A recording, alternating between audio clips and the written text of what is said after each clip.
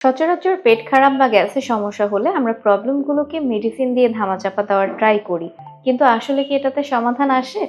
উত্তরটা হবে না। কারণ হজম প্রক্রিয়া ঠিকভাবে কাজ না করার কারণেই মূলত এই প্রবলেমগুলো দেখা দিচ্ছে। আর এখানে ফাংশনাল ফুড বেশ ভালো হেল্পফুল হতে পারে। ফাংশনাল ফুড হলো এমন কিছু খাবার যেগুলো নিউট্রিয়েন্টের পাশাপাশি কিছু মেডিসিনাল বেনিফিটও দেয়।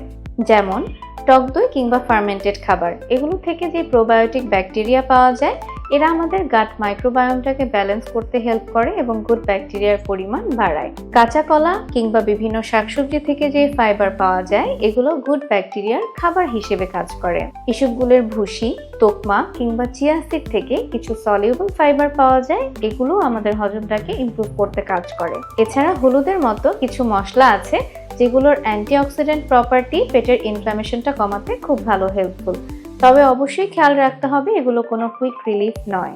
যদি আপনার রেগুলার লাইফের স্ট্রেস, ঘুম কিংবা বাজে খাবার ঠিক না করা হয়, এই ফাংশনাল ফুডগুলো তেমন কোনো কাজে আসবে না। সো অবশ্যই শর্টকাট না খুঁজে লং টার্ম গাট রিপেয়ারের দিকে নজর দিতে হবে।